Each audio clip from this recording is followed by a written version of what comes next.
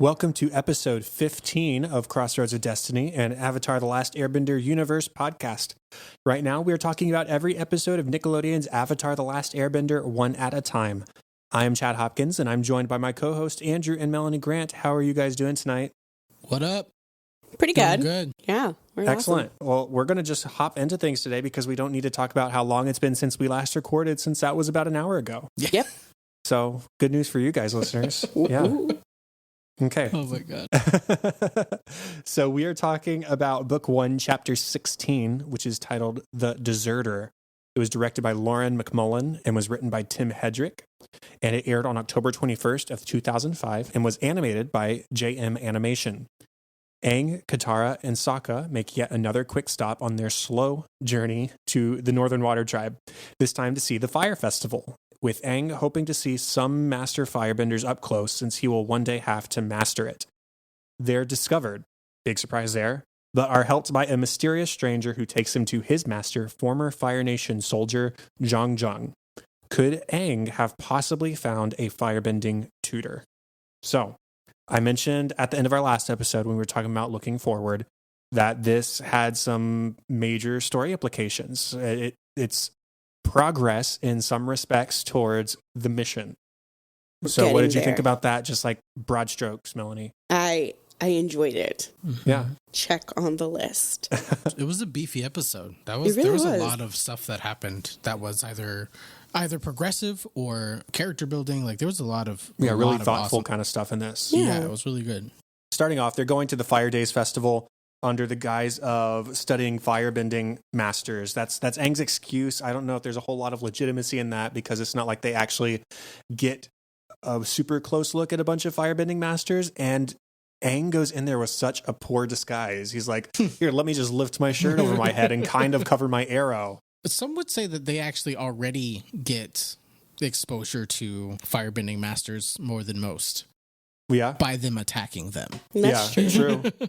True. I think what he was mainly getting at was we'll be able to like not be dodging this fire show. You saying it that way made me just like come up with a spur of the moment question.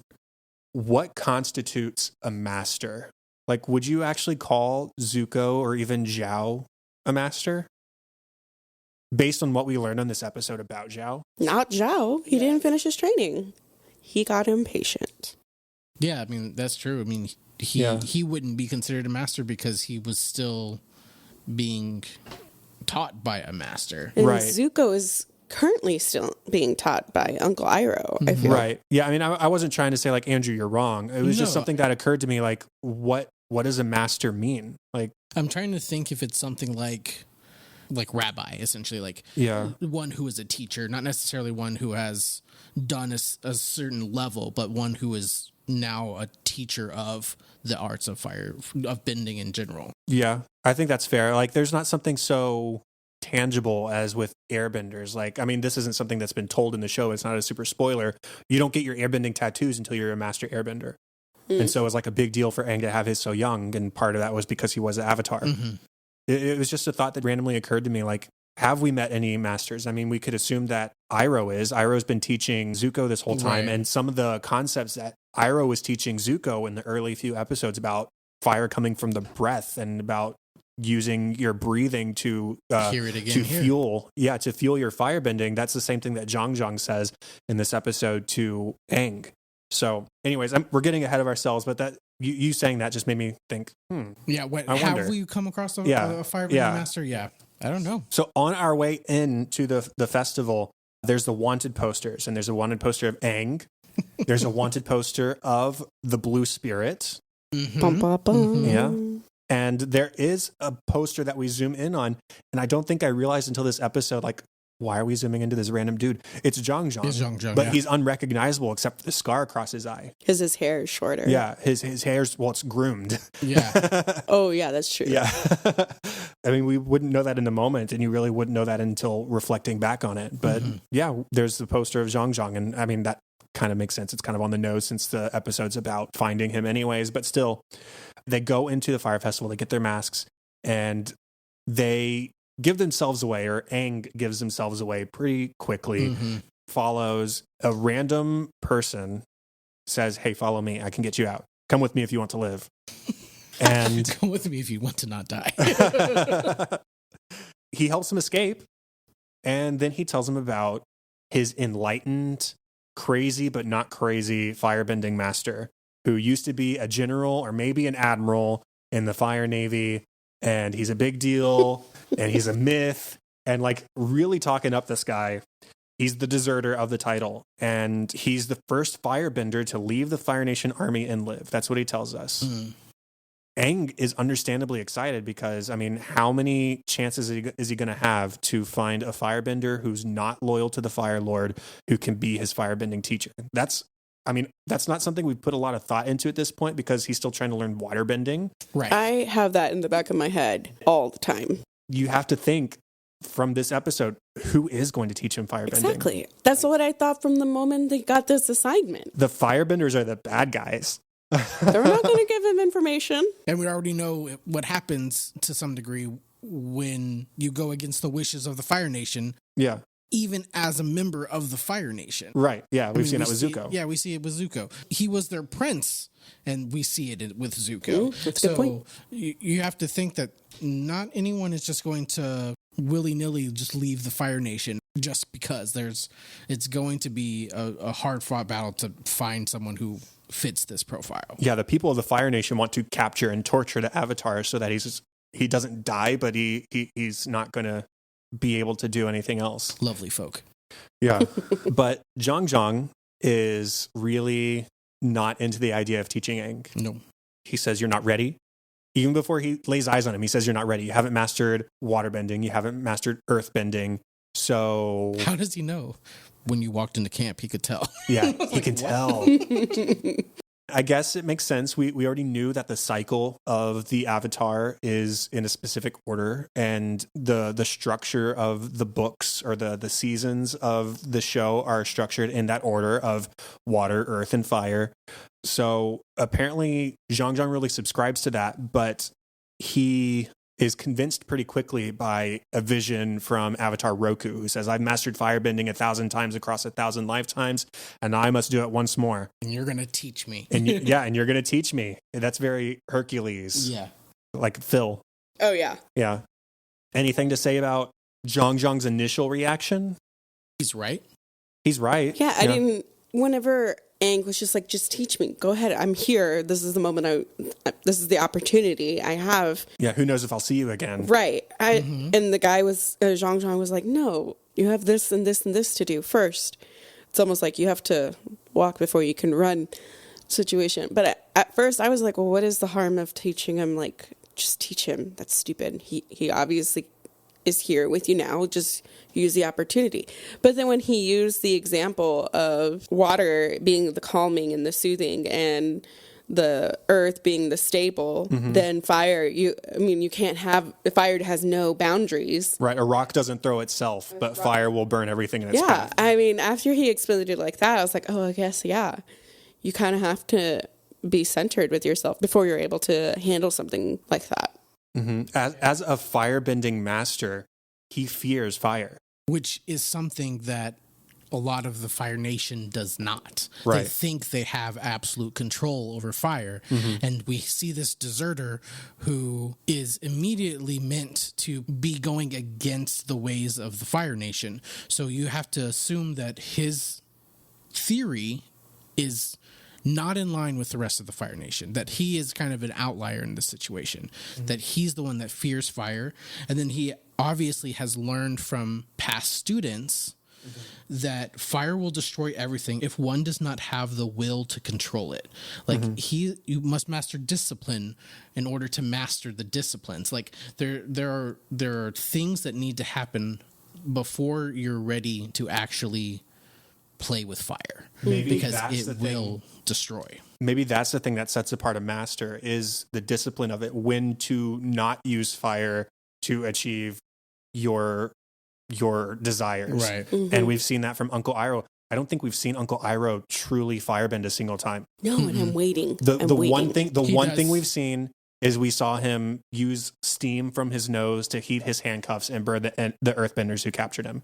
And he also did a similar move to heat his hot spring. Yeah. Oh, yeah. That was the same episode. So, yeah, that one episode, we've seen him kind of do firebending-ish related things. Yeah, a lot of things. Everything else has been defensive. We've seen him, he nullifies some battles. Yeah. Mm-hmm. And then in this episode, when Zhao, who we'll talk about in just a second, comes face-to-face with Zhang, he says, my old master, spoiler alert. I called it. Yeah, you did call it. Yeah. He says, my old master gave up fighting long ago. And yet Zhang is this great firebending master, and he's not going to be firebending against these people. No longer considers himself a offensive player. Right. And so maybe that's what sets apart masters, is knowing when not to use fire rather than just throwing fire at everything. Which would make Zhao definitely not a master. More evidence to not master. So that was the big spoiler. Zhang was Zhao's master. He talks, again, sort of like Hercules in a certain respect, although it's not the same. Phil in Hercules talks about having a previous student who was like the best of the best, and then he revealed his one weakness and it destroyed him. And that's sort of the case here, where Zhao just, he grew bored. He wasn't willing to show the discipline that Zhang was trying to teach. Because of that, he went off and did his own thing, and now has become what we've seen Zhao to be, which is power hungry and blaming of others rather than accepting self-responsibility, and just being reckless in all regards. And then again, I think Zhang is just here to just drop some knowledge about the Fire Nation. Like every single line he has is just like very poetic, very like deep thought kind of thing. And even when he's standing on the riverbank, he's like, firebending masters sit on a razor's edge between humanity and savagery. And I think it's that control of power where it either consumes you or you have to be disciplined enough to control it. Right. And we see both sides of that coin in master and student when they meet at the end there. Because of his vision of Roku, Zhang does agree to teach Aang, but it's a very Mr. Miyagi like approach where he's giving him tasks to do. He's saying, okay, use this stance, breathe like this, stand here, no, stand wider. Okay, now finally, okay, we're going to have something resembling fire. Hold this leaf and don't let the embers reach the edge of the leaf. And it's so antithetical to what Aang's idea of firebending actually is. And you could see easily how somebody like Zhao would have gotten so bored so fast, because we see Aang get so bored so fast. I want to shoot fire from my fingertips. Yeah. That's a great quote. Yes. But we see Zhao has left Aang alone with this leaf and has told him to concentrate. Don't let the fire reach the edges of the leaf. And Aang's like, or I could just make fire. And so he does. Fire. And he tries to imitate the juggler that they saw at the festival the night before. And in a moment of what's on his face at first, pure joy, when he's like arms outspread and he's got the ring of fire around him, he's got this look of joy on his face, like, look at me, I'm firebending, guys, like, isn't this awesome? Katara's nearby and her hands are severely burned, and Aang resolves, I'm never going to firebend again. Do you think, I mean, logically we have to say, of course Aang's going to firebend. Right. He's the Avatar. He has to firebend. He has to learn everything to be the fully fledged Avatar to stop Fire Lord Ozai and end the war. But I don't know. I'm trying to think. Do you buy it? Is that do what you you're buy saying? it? Yeah. Like, No. we know logically he has to, but we Right. also know logically that Aang has the Avatar state where he could firebend uninhibited, and it's not necessarily him doing it. So do you think that there is a possibility that Aang just doesn't properly learn how to firebend and instead relies on the Avatar state? If that were the case, then he would not be going on this quest to begin with. Okay. No. So what do you think it's going to take for him to overcome this deep hurt he felt and this deep shame for injuring his close friend Her with fire? forgiveness. So you think just like by the end of the episode when she's like, oh, look what I can do, I'm healed. You think that's it? Okay. What do you think, Andrew? He's got those feels. I think it's not just about getting forgiveness as much as forgiving himself. Like, it's one thing for others to forgive you, but if you're the one carrying the burden of your actions and you're taking true responsibility for them, there's another person who needs to offer that forgiveness, and it's yourself. Do you think by the end of the episode he forgives himself? Absolutely not. What do you think it's going to take?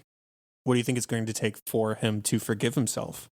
Do you think it's going to be like maybe learning that discipline through the other elements that will eventually get him to that place? Or so him realizing that he's going to have to put firebending on hold. On the back burner. On the back burner. It's too late for that. Yeah, that he has to be okay with doing the not so flashy things first. Okay. Like water bending and well, yeah, he needs to learn. First, he'll need to learn that element of control. He needs to know set those boundaries and be comfortable within what he can and cannot do, even as the Avatar. Mm-hmm. Because thus far, he sees, like, he felt the same way with water because he saw Katara do a couple things and he immediately did them better than her. And then, took the water scroll and immediately learned some new moves. Like, everything he's just been able to pick it up. No problem. But it's because these other features aren't inherently aggressive, destructive that he's been able to just do them without really injuring anyone so far. Mm-hmm. And so until he learns that he's a airbending master, which is all about evasiveness and defensiveness and protecting others and things of that nature. So he's not going to be able to learn or not going to fully understand the capabilities of firebending because it is the exact opposite. Mm-hmm. Not the exact opposite, obviously, but is a very different fighting style. And so until he realizes how these other elements actually work and how he can control them, I don't think he'll get to a point of forgiving himself until he knows he's capable of not doing it again. Mm-hmm. And I think that's going to be a key point, that he has to be as sure of himself that he's not going to push those limits or let his fantasy of what fire bending should look like, or bending of any kind look like, if it means injuring those around him. Mm-hmm. And I don't think he'll allow himself to be forgiven until he reaches that point. Okay. We see a moment from Sokka that I just want to mention. We don't need to really linger on it, but after Aang burns Katara, he approaches her and is like, "I'm sorry, can I help you?" But Sokka jumps in and pins him to the ground. Yeah. He says, "You burned my sister." Big brother moment. And after what we talked about in the last episode and about how Sokka was like, "No, being a man is knowing where you're needed most. I got to be with Aang. I got to help him get to where he needs to go."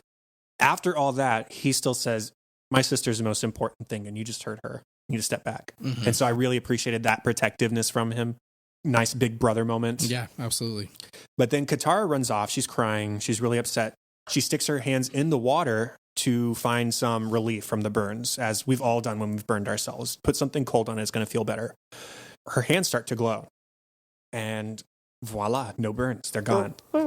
And Zhang comes up and enlightens us. This wasn't some fluke. It seems that Katara has some sort of healing powers, and we learned that is an advanced, rare waterbending ability. Mm-hmm. Really cool. And he says ability, not technique. Like, it's not something that's, or at least we can kind of take that it's not necessarily a learnable thing. Right. That very few people have the ability to do that in the first place. Right. I think that's really cool, especially since Katara has been by herself these last couple of years and hasn't had a waterbending master to teach her. And so this was just a talent that she came across through this unfortunate incident. Mm-hmm. And Zhang witnesses and says, he laments that he doesn't have the powers that she has. He says, "I'm cursed. I wish I had the blessing that you have to heal. I'm cursed by this destructive property of myself." Mm-hmm. But anyways, we see Katara heal herself in that moment, and then she heals Aang at the end of the episode. But between those two things, we get the showdown between Aang and Zhao. Mm-hmm. And we also get to see a really cool moment from Zhang of conjuring a huge wall of fire that was really across cool. the river and diverting Zhao into the him. bank, yeah. So that was really cool. But showdown between Zhao and Aang, what do we got to say? He goaded him the whole time. Yeah, that was some big brain moment there. He just fell into this little boy's trap, and he used kind of the teachings that Zhang told him about, of like needing to have patience and self-control and really understanding what you're doing rather than just going based on full emotions, and totally use that to his advantage. And Admiral Zhao burned down all of his ships like the idiot that he is. I love the taunting. Yeah. There were so many great one-liners. Yeah. I mean, that one taunt that he really got pissed off with. I don't know why. I thought you'd be better than Zuko. We all were like, oh. Or they'll make anyone an admiral these days. Yeah. And he just totally fell for it. Yeah, hook, line, and sinker. Get out of my brain. Hi. Where he was just... This little boy totally like took over the whole battle, like, and he didn't do anything. No. And that's what he said at the end. That was so good. I don't know if I'm going to get the quote exactly right, but Aang says something. The battle's over. The battle's over, and Zhao says, "But you haven't thrown a single blow." And Aang says, "Yes, but look around you. You've thrown several." Yeah. And like, bruh. Then Zhao realizes his destruction, realizes his lack of self-control, which is the exact thing that Aang told him. Right. Well, Aang tells him in this moment. Zhang said you had no self-control. Yeah. And leaves Zhao to literally explode on the ship. I was just I was like, and even faced with his failure of self-control, does he then start his self-control?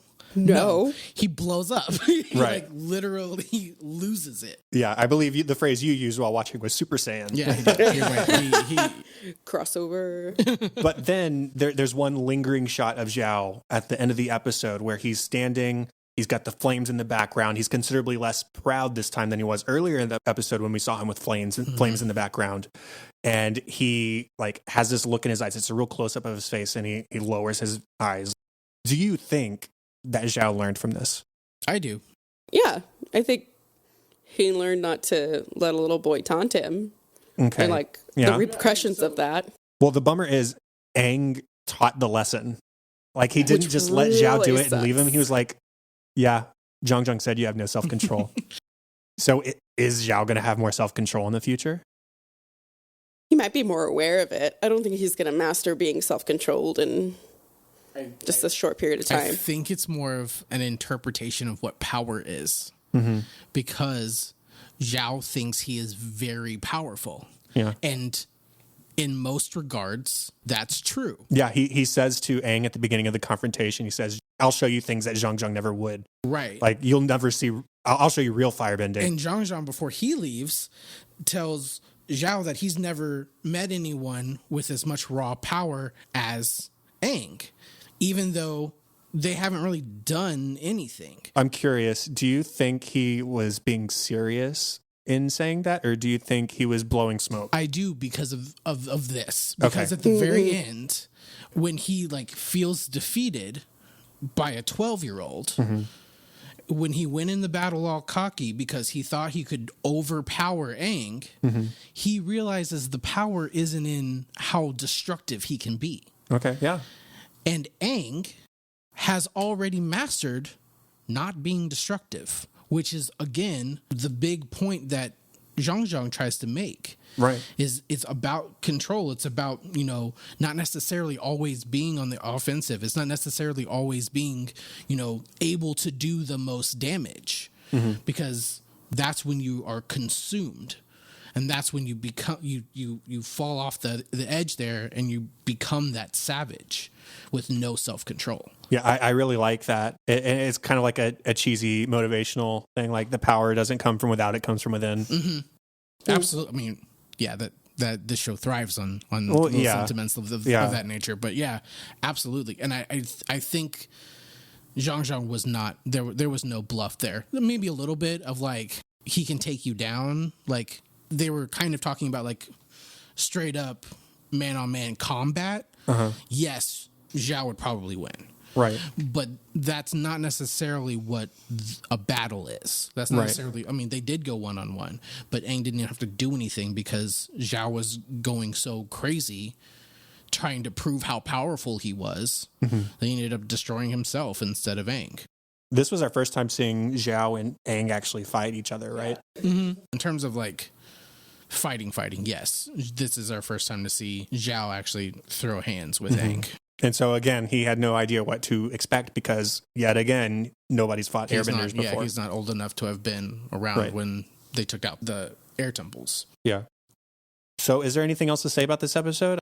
I don't love Katara at the end saying, I think I've always known that she had these healing abilities. It's kind of a silly thing to say, but it leads to some silly things from Sokka, at least, like, well, thanks for all the first aid over the years. And we get the story about the 2 fish hooks where he got 2 fish hooks stuck in his thumb because he tried to dig out the first one with the second one. I mean, that's neither here nor there. Right.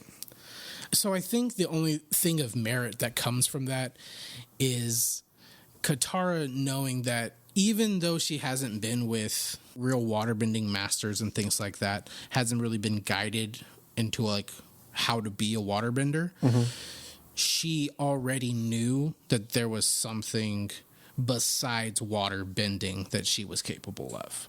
Okay. And that's what I took from it. That's what I mean, because otherwise it does kind of sound trite. No, it's like, nah, dude, that's so cheesy. I think I've always known. Like, who cares? Yeah.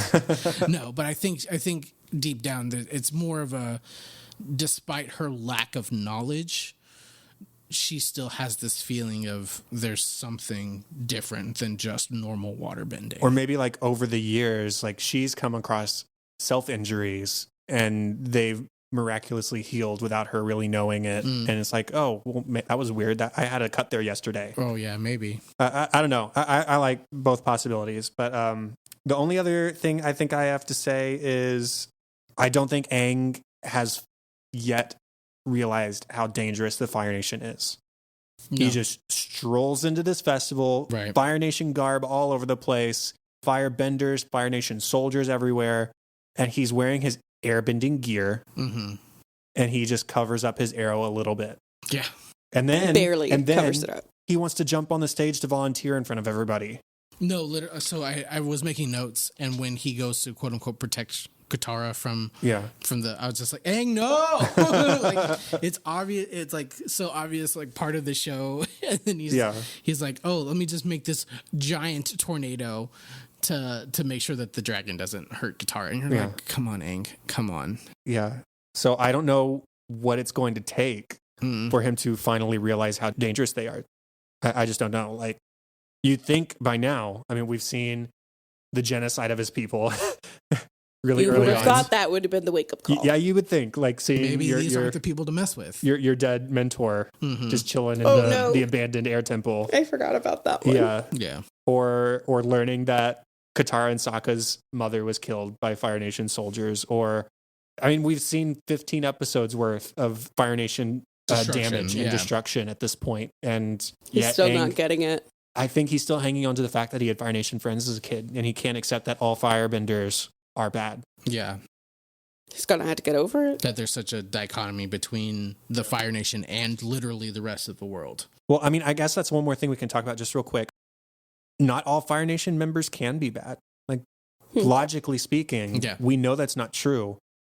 And we see at this festival these young kids watching a puppet show of the Fire Lord, like doing awesome, cool things with fire. And it's like, oh man, the Fire Lord's so awesome. And so, I mean, these kids are being taught from an early age how great the Fire Nation is. But I mean, it's a weird, not necessarily weird comparison, but like the Nazis were indoctrinating. They were indoctrinated. Early. Like the people who fought in Hitler's army weren't necessarily bad people.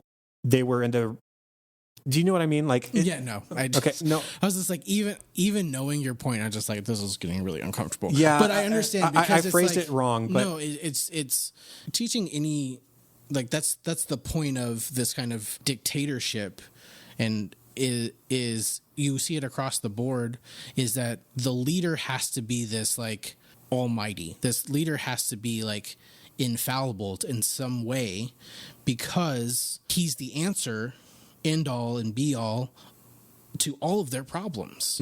And so the more you build him up, the more you build the nation up, the more everyone is on the same page.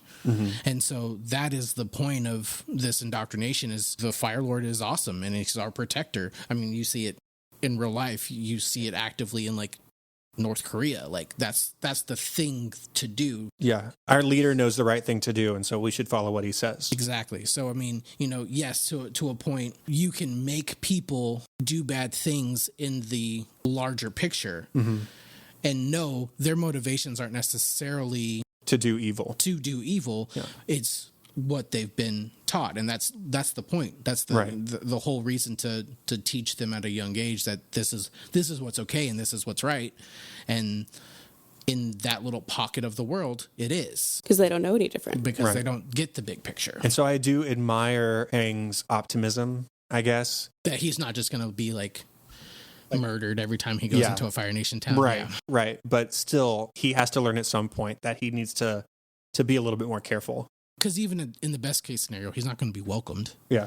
They're actively looking for him. Right. And their loyalty would obviously be toward the Fire Nation. So even if they just turned him over, they're going to do that as opposed to help him. So looking forward, the next episode is titled The Northern Air Temple. The Northern Air Temple. So in episode 3, we went to the Southern Air Temple. Now we're going to the Northern Air Temple. We found a lot of dead people. Yes. Well, we know clearly that Aang was from the Southern Air Temple. What do you think we might find at the Northern Air Temple? This wasn't Aang's home. They were his people, but they weren't his home. So is he related? Is he related to them in any way besides them being airbenders? I mean, we haven't heard anything about them. We just know that he resided in the Southern Air Temple. In terms of airbenders, none of them are related, and all of them are related. They're nomads, and they're not meant to have a sense of family structure. Yeah. Oh, okay, yeah, that's right. Well, I don't know. Maybe some of them still being alive. Okay. Some of them still being there. Some airbenders escaped the genocide. Or it could be like the ones that did survive, how they're kind of putting themselves back together in times now. Like it's different. Maybe it's a collaboration of everybody that was an airbender, not Southern and Northern. So you think some Southern, like, do you think this is just like a place where all the airbenders who escaped? This is Helm's Deep. Yeah. Yeah. Okay. This is their safe haven. Safe haven. Okay. Sanctuary. One more question. I'm sorry, I have a lot of questions tonight. Do it. Where do I was about to say, where do airbenders come from? And when a mommy airbender. Yeah, and a daddy I knew that's where it was going, and that's why I stopped myself. What did you say? When a mommy airbender and a daddy airbender. No, so we can assume, because there's the Earth Nation and there's the Firebending Nation, and I mean, like there's all these separate nations that Firebenders give birth to Firebenders, and Earthbenders give birth to Earthbenders, and Waterbenders give birth to water. Like we can see the chain. Yeah. But we know that Aang didn't have parents. Well, he had parents, but he didn't know them. They didn't have any sort of structure like that in his life. So do you think all the parents were just like communal parents? Like they were the monks, they were the mentors of just like the airbending, and then the kids were just raised by community? Or do you think that that's a very free love kind of way to go about it? Well, or in other nations, is there like a 1% chance that 2 earthbenders might have an airbending child, and they send him off to airbending camp, like, and he becomes an airbender. And never come home? Oh my God. Maybe like spread out of the ground like daisies. I mean, this is maybe like a too deep question. Some people think there are no dwarf women who just pop out of the ground. It's the second Lord of the Rings reference in one evening. I do it in like 1 minute. Yeah. But I mean, isn't that an interesting thought? Like, where do they come from? Is it a possibility that like it's just it's a rare chance that earthbenders or waterbenders might have an airbending child. And was there an adult woman in the Southern Air Temple episode? That's what I was trying to think of. I didn't remember seeing any females. We didn't see a whole lot. In the 2 episodes, we've seen flashbacks to the live and thriving Southern Air Temple. We've seen the monks. We've seen the kids. That's it. And you're saying that there's obviously more to that community than just the monks and the children. There has to be. Fair enough. Like, I don't know. I just don't know where are the airbending parents that are having airbending kids. No, so I would have to agree that the most logical explanation is obviously it's like a normal town, but those who are born with airbending skills are sent over to be trained by the monks and therefore live in a way without parents. But I guess that also begs the question of if you're in an air, part of the air nomads, if you're born into the air nomads and you don't have airbending skills, do you stay with your parents? Or is that just structure just doesn't exist? I don't know. I'm sure these questions are answered in some art book or something out there. Yeah. If anybody knows of those sources, I haven't read them yet, but I'd be happy to be pointed in the right direction because Absolutely. I'm genuinely curious. Where do airbenders come from? Like how does that happen? So with that, that is the end of the 15th episode of Crossroads of Destiny. Thank you all for listening. Contact for the show, facebook.com/xroadspod or @xroadspod on Twitter. Please consider going over to Apple Podcasts, giving us a rating, a review, and hitting that subscribe button. Any interactions we get on Apple Podcasts helps boost visibility of the show and grows our audience. If you have feedback and ideas for us that's a little bit more long form than social media, feel free to email us, xroadspod@gmail.com. Or if you'd like to leave us a voicemail, that would be really great. You can call 314-5-YIP-YIP. That is 314-594-7947. If you keep it around a minute and give us something interesting to talk about, we'd love to hear from you. So call, leave us that voicemail, and you could possibly be on the show. Melanie, where can people find you online? They can find me at MelanieAmanda44, and that's on Instagram. Okay, and if you want to get in contact with Andrew, just reach out to the show. We'll make sure he sees it. Yep. And the best place to contact me directly is on Twitter. That is @Chadadada, CHADADADA. There's my other podcast, the Cinescope Podcast, where we talk about the movies we love and why we love them. You can find that on Twitter @CinescopePod or thecinescopepodcast.com. And then there's my other TV related podcast called An American Workplace, where we talked about every episode of The Office. And you can find that on Twitter @WorkplacePod and workplacepodcast.com. Show notes and contact information for this podcast can be found at our website, xroadspod.com. And that is all for this episode. Thank you all once again for listening. We will talk to you in episode 16 when we talk about Book 1, Chapter 17, The Northern Air Temple. Bye. Bye.